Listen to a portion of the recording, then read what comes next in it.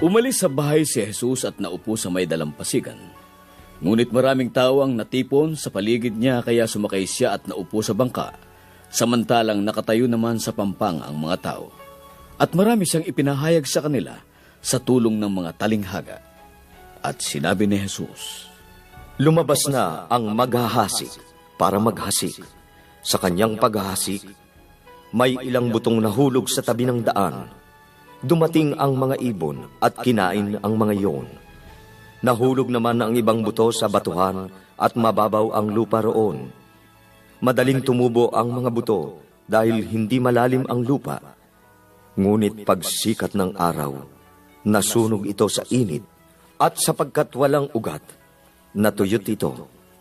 Nahulog ang iba pang buto sa mga tinikan at nang lumago ang mga tinik, sinikil ng mga ito ang halaman. Nahulog naman ang iba sa matabang lupa at namunga. Nagbunga ng 100 ang iba. 60 naman ang sa iba. At 30 ang iba pa. Makinig ang may tainga